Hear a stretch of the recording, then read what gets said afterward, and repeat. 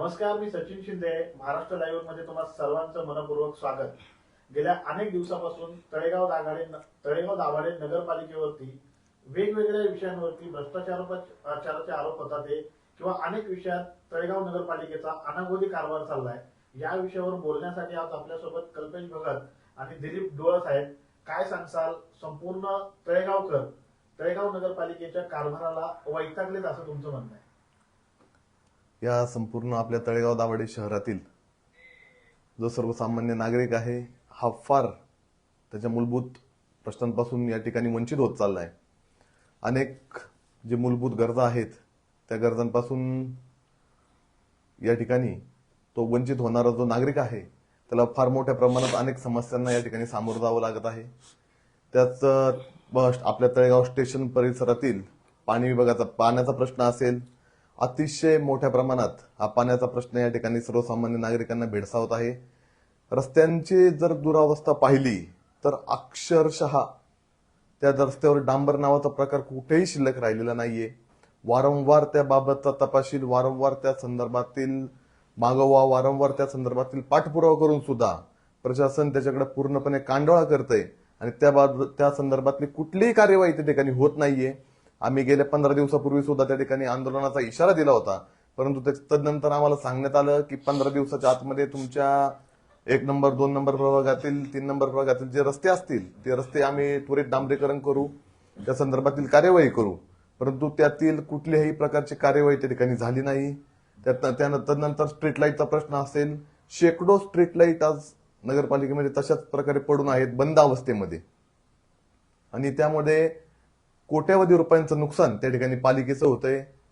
अतिक्रमणाच्या बाबतीत बोलायचं झालं तर अतिक्रमणाने संपूर्ण तळेगाव शहराला एका प्रकारचा विळखा घातलाय. एखादा साप ज्याप्रमाणे मनुष्याला विळखा घालतो तसं या अतिक्रमणानं संपूर्ण आपल्या तळेगाव दाभाडे शहराला विळखा घातलाय. एकेकाळी इतिहास संपन्न आणि वैभवशाली असणारं आपलं तळेगाव शहर आज बकाल शहर म्हणून उदयास येतंय की काय अशी भीताई आम्हाला या ठिकाणी वाटत आहे.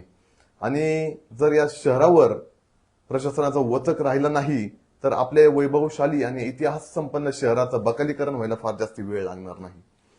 शहरात वाढणारे फेरीवाले, त्यांचं होणारं नियोजन आणि अतिक्रमणित असणारी दुकानं हा सुद्धा फार मोठ्या प्रमाणात भेडसावणारा प्रश्न आहे. तदनंतर प्रशासनामधील परवा दिवशीच एक फार मोठा प्रकार घडला. एक आपल्या नगर परिषद मालकीचं असणारं सुमारे 35 लाख रुपये किमतीचं एक शासकीय आपलं वाहन या ठिकाणी जळून गेलं. ते कशामुळे जळालं, कुणी जाळलं, त्या संदर्भातला संपूर्ण तपास चालू आहे. परंतु आज जर आपल्या प्रशासकीय ज्या मालमत्तेचं, शासकीय मालमत्तेचं जर एवढ्या मोठ्या प्रमाणात नुकसान होत असेल आणि सर्वसामान्य नागरिकांकडनं आपण 500-500, 1000 रुपयापासून ते लाख रुपयापर्यंत जो कर आपण भरून घेतोय, कररूपी जो मालमत्ता त्या ठिकाणी आपण गोळा करतोय आणि तिचं जर एवढ्या लाखो रुपयांमध्ये जर नुकसान झालं तर त्याचा जाब आम्ही विचारायचा कुणाला? एक सर्वसामान्य नागरिक म्हणून आणि एक जागरूक नागरिक म्हणून हा प्रश्न आम्ही विचारायचा कुणाला? हाच सध्या आमच्या सर्वांपुढे फार मोठ्या प्रमाणातला एक गंभीर समस्या निर्माण झाली. यावरती अधिकारी वर्गाकडून काय उत्तर देण्यात येत आहे? तळेगाव नगरपालिका असेल किंवा इतर कुठल्याही नगरपालिका असेल, त्यामध्ये ज्या साधन सामुग्री असतात त्या नागरिकांच्या पैशातून उभे केलेले असतात. आज नागरिकांच्या पैशाचं नुकसान झालं, याबाबत तुम्ही नगर परिषदेला जाब विचारला नाही का? मुख्य अधिकाऱ्यांना जाब विचारला? या संदर्भात जाब विचारला असता त्यांचं म्हणणं असं येतंय की या संदर्भातील आम्ही ही वाहने अशोक एंटरप्राइजेसच्या ताब्यात दिली होती आणि त्यामुळे आम्ही त्या वाहनाचा जो संपूर्ण खर्च आहे तो आम्ही त्या अशोक एंटरप्राइजेस कडनं घेणार आहोत. परंतु इतका निष्काळजीपणा करून आपल्याला चालणार आहे का? आपण आपली शासकीय मालमत्ता एखाद्याला वापरायला देतोय किंवा एखाद्याच्या ताब्यात देतोय आणि तिथे इतक्या मोठ्या प्रमाणात नुकसान होतंय. हे नुकसान शासनाचं नव्हे तर या तळेगावातील सर्वसामान्य जनतेचं आहे. आता ते म्हणतात जर का आम्ही कोणाला एखादी वस्तू वापरायला दिली आहे आणि त्याचं जर का नुकसान झालं तर त्याला जबाबदार कॉन्ट्रॅक्टर असतो. जर कचरा गाड्या ज्या शहरामध्ये रोज फिरत असतात, सकाळ दुपार संध्याकाळ ज्या काही फिरत असतात, त्या कचरा गाड्यांचा जर अपघात झाला तर त्या गाडीचा खर्च ते त्या कर्मचाऱ्याकडून घेणार आहेत का? अगदी बरोबर प्रश्न विचारला तुम्ही. हाच प्रश्न सुद्धा आम्ही त्यांना तोच विचारला आणि या प्रश्नावर ते संपूर्ण प्रशासन आपलं निरुत्तर झालं. हाच प्रश्न आम्ही त्यांना विचारला होता त्या ठिकाणी. डोळसाहेब काय सांगसाल, कसं पाहताय तळेगाव नगरपालिकेकडे? नगरपालिकेचा कारभार हा अनागोदीकडे वाढत चाललेला आहे. पाण्याच्या प्रश्नाविषयी म्हटलं तर गेली 10 वर्षात अनेक सरकारांकडनं अनेक कोट्यवधींचा निधी तळेगाव नगरपालिकेसाठी आला, परंतु तो कुठे गेला हे कोणालाही अजून कळलेलं नाही. कारण आजही पाण्याची अवस्था अशी भयानक आहे. 8-8 दिवस पाणी मिळत नाही आहे, येतं ते थेंब थेंब येते. मग हा एवढा निधी मिळून एवढा मोठ्या जलवाहिन्यांचा खर्च करून हे नक्की पैसे कुठे गेले हा नागरिकांचा प्रश्न आहे. दुसरा प्रश्न असा आहे, रस्ते गेली 5 वर्षामध्ये कुठल्याही प्रकारची यांनी दुरुस्ती केलेली नाही आहे. टेंडर काढतात, गायब होतात. पुढे रस्त्याचं काय झालं काय नाही हे विचारलं गेलं तर पुढील आठवड्यात चालू होईल, दिवाळीनंतर चालू होईल, अशा अनेक दिवाळ्या गेल्या, परंतु रस्त्याची परिस्थिती आजही 2024 उघडले जैसन तसेच आहे. तिसरा प्रश्न, स्ट्रीट लाईट असतील, ठिकठिकाणी स्ट्रीट लाईट या बंद अवस्थेत आहेत. अनेकदा कळवूनही त्याच्यावरती काही दुरुस्ती होत नाही आहे. काही ठिकाणी पोल पडलेले आहेत, त्याचे फोटोसहित आपण त्यांना तक्रार केल्या आहेत की हा इथं पोल पडलेला आहे. जनरल हॉस्पिटलच्या रस्त्यावरती एक पोल पडला रस्त्यावरती, ते कळून आज 2 महिने झाले तरी तो अजून उचललेला नाही आहे. चौथा प्रश्न अतिक्रमणाचा आहे. वैभव आवारे ज्यावेळेस मुख्याधिकारी होते त्यांनी गेली 50 वर्षात जेवढी कारवाई केली नसेल तेवढी कारवाई करून त्यांनी संपूर्ण शहर अतिक्रमणमुक्त करून घेतले. ते गेल्यानंतर त्यांची बदली झाल्यानंतर नवीन मुख्याधिकारी असतील, स्थानिक काही लोक असतील, नेते असतील किंवा त्यांच्या पुढाकाराखाली अतिक्रमण आजही वाढत चाललेली आहेत. गेली 7-8 महिन्यात तर दिवसाला 4-5 रात्री टपरा इकडे तिकडे ठोकल्या जात आहेत. मुख्याधिकारी असेल, प्रशासन असेल, अतिक्रमण विभाग असेल, त्यांना वेळोवेळी नजरेस आणून सुद्धा शिवाजी चौकातली परिस्थिती त्यांना दाखवलेली असतात की हे अतिक्रमण एका रात्रीत वाढलेली आहेत. याच्यावरती तुम्ही कमीत कमी त्यांना खाद्यप्रमाण फायर ऑडिट झालंय का, परवानगी दिली आहे का हे तर विचारा. असं जर विचारलेलं असताना स्वतः मुख्याधिकारी साहेब खाली उतरले नाही गाडीतनं. त्यांनी अतिक्रमण काढायची ठरवलं तर कुठली काढली? रस्त्यावर जे फिरवले बसतात, ज्यांचे पोट प्रपंच त्याच्यावर आहे, हातगाडीवर आहेत, काय या लोकांवरती कारवाई करून त्यांची वाहनं जप्त करणं, फळावळ भाजीपाला जप्त करणं आणि टेम्पो टाकून नेणं हा एक कलमी कार्यक्रम त्यांनी चालवला होता. मधल्या काळात त्यांना मी हा प्रश्न विचारला की साहेब यांच्यावरती तुम्ही हे अतिक्रमणाची व्याख्या म्हणजे काय?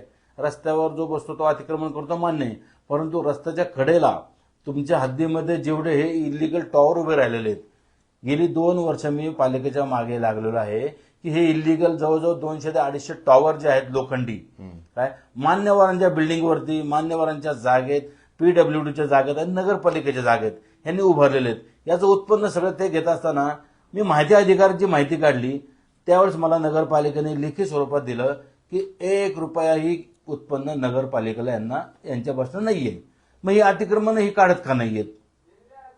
हे जे होर्डिंग आहेत, इलिगल जे फ्लेक्स लागले जातात, यांना दर चौरस फुटाला 500 रुपये असा काहीतरी दर आहे असं मला मागच्या वेळेस नगरपालिकेकडे सांगण्यात आलं. गेली 5 वर्षामध्ये वैभव आवारे गेल्यानंतर हे प्रकार वाढले आणि ह्याला खतपाणी घालणारे आपल्याच पालिकेतील अधिकारी आणि दरवेळी कोण नवीन येत असतील, जात असतील, मला कोणाचं नाव घ्यायचं नाही, की प्रशासन जे आहे हे मूग गिळून थंड बसलेलं आहे. यातले काही अधिकारी आर्थिक लाभामुळे सुद्धा याकडे कानाडोळा करतायत. असे स्वतः जागा मालक सांगतायत, फ्लेक्स लावणारे तर म्हणतात जावा कुठं तक्रार करायची ते करा, आम्ही कोणाला घाबरत नाही. हा जो एवढा यांच्यात मोजोरीपणा येतो, याला खतपाणी घालण्यासाठी प्रशासन जबाबदार आहे असं मला वाटतं. फेरीवाल्यांचं सर्वेक्षण यांनी केलं होतं. 514 लोकांचं फेरीवाल्यांचं सर्वेक्षण नगरपालिकेने केलेलं आहे, एजन्सी नेमून. तो खर्च वेगळा. स्वनिधी ते समृद्धी अशी जी योजना आहे पंतप्रधान योजनेखाली, ही योजना जी आहे याखाली या जबाबदार या फळवाले फेरीवाल्यांसाठी त्यांनी सर्वेक्षण करून त्यांना 10,000, 20,000 ते 50,000 अशी आर्थिक मदत करून त्यांचं जीवनमान उंचावल कसं अशी योजनेला हे सारखं आपलं प्रशासन खंबीरपणे साथ देत आहे. पण त्याच वेळेस याच लोकांवरती अतिक्रमण कारवाईची पहिली कारवाई यांच्यावर होते. टेम्पो येतात, ट्रॅक्टर येतात, कर्मचारी माल उचलतात आणि घेऊन जातात. मग यांच्या शेजारी जे अतिक्रमण झालेलं आहे, जे की दुकानदार शिवाजी चौकात जर पाहिलं आपण, आणखीन संपूर्ण शहरात जर पाहिलं तर त्या सगळ्या बाजू आपल्या दुकानाच्या पुढचे पोट भाडे करून आणखीन पोट भाडे करू अशा टपऱ्या खाद्यपदार्थाच्या गाड्या दिलेल्या आहेत. काय यांची भाडी ही लोक वसूल करतात. याची कुठलीही नोंद नगरपालिकेकडे नाहीये. मालमत्ता कर 1 रुपया यांच्याकडे मिळत नाहीये. हा सो अनागोंदी वाढलेली आहे. अतिक्रमण एवढी वाढ झालेली आहे. याच्याकडं अर्थपूर्ण दुर्लक्ष प्रशासन करत आहे, हा माझा ठाम आरोप आहे. आता परवाच जेसीबी जळाला. अरे जेसीबी जळाला म्हणजे हा काही लहान वस्तू नाहीये खेळण्यातली की जळाली आग लागली. हा, आज जेसीबी जळाला, त्या ठिकाणी सुरक्षा रक्षक का नव्हता? 21 सुरक्षा रक्षक नगरपालिकेने नेमलेले आहेत. माननीय उपनगराध्यक्ष त्यावेळेचे सुनील शेळके यांच्याकडे आम्ही अनेकदा मागणी केली होती की रस्ते वाहतुकीसाठी आम्हाला वॉर्डनची नेमणूक करून द्यावी म्हणून. त्यांनी हा प्रश्न हाती घेऊन 21 वॉर्डन, 21 सुरक्षा रक्षक एक एजन्सी नेमून 21 सुरक्षा रक्षकांची नेमणूक केली. त्यांच्या पगारावरती लाखो रुपयांचा खर्च आज नगरपालिका आपल्या करातून देते. नागरिकांच्या करातून त्यांचा खर्च होत असताना हा जेसीबी जळाला त्यावेळेस नगरपालिकेचे सुरक्षा कर्मचारी काय करत होते, असा माझा प्रश्न आहे. एकही सुरक्षा कर्मचारी तिथं नाहीये. 21 कर्मचारी असताना या जेसीबीच्या किंवा जी मालमत्ता आहे तळेगाव नगरपालिकेच्या प्रशासनाची म्हणजे नागरिकांची, या मालमत्तेसाठी सुरक्षा रक्षक जे नेमलेले आहेत ते कुठे होते, त्यांची चौकशी व्हायला हवी. तिसरा मुद्दा असा की हे जे सुरक्षा कर्मचारी आहेत यांच्या ज्या ड्युट्या आहेत त्या ड्युट्या ते पूर्ण वेळेत भरत नाहीयेत. थंब असेल किंवा काय असेल हजेरी लावायची आणि गायब व्हायचं. हाच प्रकार वाहतुकीसाठी सुद्धा तोच नियम यांनी लावलेला आहे. 7 ते 8 कर्मचारी यांनी वाहतूक नियमनासाठी आपल्या जनतेच्या करातून यांनी नेमलेले आहेत. काय हे कर्मचारी काय काय वेगवेगळे प्रकार करतात याचे व्हिडिओ आणि याचे फोटो मी प्रशासनाला आणि संबंधित यंत्रणांना देऊनही तेच कर्मचारी त्या ठिकाणी नियुक्ती केली जात आहेत. अनेकदा त्यांना आपण कळवलं होतं की कर्मचारी ही फिरवत चला. 1 महिना इकडे, 2 महिने तिकडे, 3 महिने इकडे, 21 कर्मचाऱ्यांची फिरती बाजूने ठेवा की गोल गोल फिरून त्यांना त्या त्या जागेवरती 6 महिने 8 महिने पुन्हा येतील. परंतु वाहतूक शाखेसाठी यांनी जे खास कर्मचारी नेमले हे वाहतूक नियमन सोडून बाकीचे इतर उद्योग करत असतात. त्या संदर्भात यांची बदली करावी किंवा ही एजन्सीच रद्द करावी आणि नवीन एजन्सीला देऊन हे सुरक्षा कर्मचाऱ्यांची नवीन भरती करावी, अशी आमची जाहीर मागणी आहे, ती पूर्ण व्हावी. आता हा जेसीबी जळाला, उद्या कर्मचारी आहेत नाही आहेत माहीत नाहीये असं प्रशासनामध्ये सुरक्षा कर्मचारी नव्हता तिथं असं आढळलं आहे. असाच प्रकार आपल्या पैलवान विश्वनाथ भेगडे क्रीडा संकुलमध्ये जे तात्पुरतं कार्यालय उभारलेलं आहे नगरपालिकेने, प्रशासनाने जुनी इमारत पाडून तिथे नवीन बांधकाम होते, त्यासाठी काही कालावधीसाठी या ठिकाणी प्रशासनाने आपला कार्यभार चालू ठेवलेला आहे.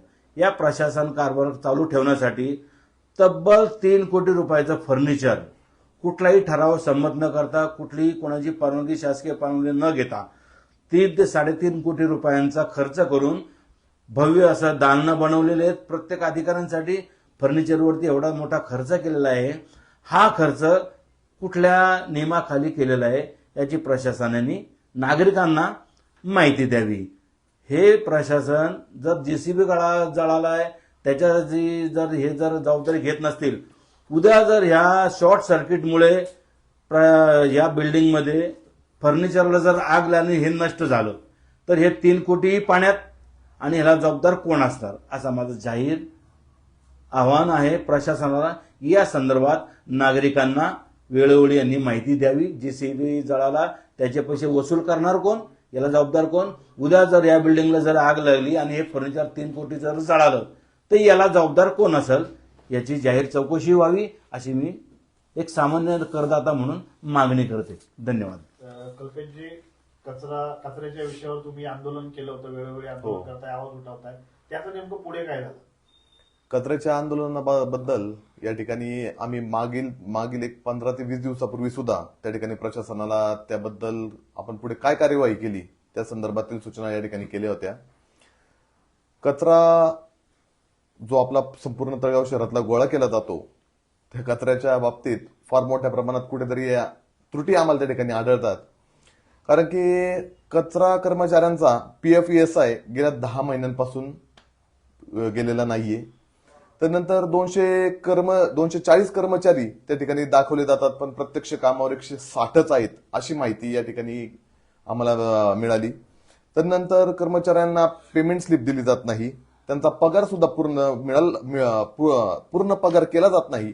पगार सुद्धा त्यांचा जो ठरलेला आहे त्यापेक्षा थोडा कमी केला जातो. त्याचप्रमाणे कॉन्ट्रॅक्टरमध्ये अनेक त्रुटी असताना देखील त्याला ब्लॅकलिस्ट करून कॉन्ट्रॅक्ट रद्द सुद्धा होत नाही. त्यामुळे कुठेतरी असं वाटतं की हा आपले जे कचरा कर्मचारी आहेत यांच्यावर कुठेतरी अन्याय होतोय का, आपले जे कर्मचारी आहेत सफाई कर्मचारी आहेत यांच्यावर कुठेतरी अन्याय होतो का, आणि त्यांच्यावर अन्याय कुठेतरी व्हायला नको म्हणून या ठिकाणी आमचा संघर्ष चालू आहे. तुम्ही जे म्हणताय कचरा असेल, पाणी असेल किंवा इतर समस्या असतील, नगरपालिकेवर तुम्ही आरोप करताय, पण नगरपालिकेचे मुख्य अधिकारी असतील किंवा इतर कर्मचारी असतील ते असं कुठेही नाही म्हणतात. पाणी सुरळीत येत आहे, कचरा वेळेवर उचलला जातोय, त्यांच्या दृष्टीने तर सगळं योग्य मार्गाने चालू आहे. प्रशासनाच्या दृष्टीने शहर एकदम स्वच्छ आणि सुंदर आहे असं ते म्हणतात. परंतु आपण जर सर्वसामान्य नागरिकांच्या त्या ठिकाणी थोड्या प्रतिक्रिया घेतल्या तर आपल्याला त्यातून जाणून येईल की या ठिकाणी शहरात आपल्या कचऱ्याच्या, पाण्याच्या समस्या फार मोठ्या प्रमाणात सर्वांना जाणवत आहेत. ज्या शहराबद्दल तुम्ही बोलताय, तळेगाव दाभाडे शहराबद्दल, तुम्हाला असं वाटत नाही का ज्या शहरामध्ये माजी राज्यमंत्री राहतात, ज्या शहरामध्ये सगळ्याच पक्षांचे तालुका अध्यक्ष राहतात, ज्या शहरामध्ये विद्यमान आमदार राहतात, त्या शहराची जर का अशी अवस्था असेल, त्याच्यासाठी तुम्हाला सर्वसामान्य माणसाला आवाज उठवावा लागत असेल तर हे आपलं दुर्दैव नाहीये? नाही, त्या संदर्भातील गेल्या 15 ते 20 दिवसापूर्वी माजी राज्यमंत्री बाळाभाऊ बेगडे यांनी आणि आम्ही एकत्रित देखील चर्चा सुद्धा केली आणि त्यावर बाळाभाऊंनी संबंधित अधिकाऱ्यांना त्वरित त्या संदर्भातील सर्व आदेश बाळाभाऊंनी त्या ठिकाणी दिले आणि त्या संदर्भात प्रांत असतील किंवा अजून जे उच्च अधिकारी असतील त्या सर्वांना त्या संदर्भातील सर्व सूचना केल्या आणि त्या संदर्भातील कार्यवाही करण्यास त्या ठिकाणी सांगितले.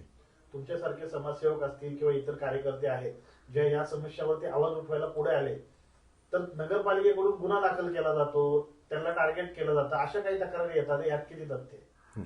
आता यात किती तथ्य आहे तर मी सांगू शकत नाही, पण जर आपल्या समाजाच्या हितासाठी 10 गुन्हे जरी आमच्यावर या ठिकाणी टाकले गेले तरी आम्ही त्या ठिकाणी मागे सरणार नाही, कारण सर्वसामान्यांना न्याय देण्यासाठी आम्ही कायमच त्या ठिकाणी अग्रेसर राहू. मी काही अशा चुकीच्या वर्तवणुकीविषयी मी 1 वर्षापूर्वी जाहीरपणे बोललो होतो. त्यानंतर मला पोलिसांकडनं एका खोट्या गुन्हा दाखल करून माझा मानसिक त्रास झालेला आहे, तरी मी बोलायचं थांबलेलं नाही. सत्य हे सत्य राहतं, त्यातनं मी बाहेर पडेलही कदाचित काय, परंतु सामाजिक कार्यकर्त्यांवरती खोटे गुन्हे दाखल करू नयेत कुणीही, प्रशासन असेल, पोलीस प्रशासन असेल, नागरी प्रशासन असेल. जो सामान्य नागरिकांच्या हितासाठी कुठलेही जर प्रश्न उपस्थित करत असेल, विचारत असेल, सिस्टीमला प्रश्न विचारत असेल तर त्याला तरी कुठल्या तरी खोट्या गुन्हा दाखल करून त्याला कायद्याच्या कचऱ्यात अडकवून त्याला संपवणं हे प्रशासनाचं वागणं योग्य नाही आहे. माझ्या बाबतीत तसा प्रकार झालेला आहे म्हणून मी हे स्पष्टपणे बोलू शकतो की असा काही प्रकार होत चाललेले आहेत आणि हे लोकशाहीला घातक असून सामान्य नागरिक कोणाविरुद्धही कुठेही तक्रार करायला धजणार नाही. हे प्रकार असे थांबावेत अशी माझी जाहीर विनंती आहे प्रशासनाला. थोडक्यात आपली पुढची भूमिका काय? पुढची भूमिका एकच राहील, जिथं सर्वसामान्य नागरिकांना त्रास होईल, सर्वसामान्य नागरिकांना अन्याय राहील त्या ठिकाणी आमच्या सर्व जागरूक नागरिक, आमचे विचार, आमचा पक्ष, आमची विचारधारणा ही सगळी बाजूला ठेवून त्या ठिकाणी सर्वसामान्यांच्या लढाईत आम्ही त्या ठिकाणी सहभागी होऊ आणि त्यांचा आवाज त्या ठिकाणी बुलंद करू.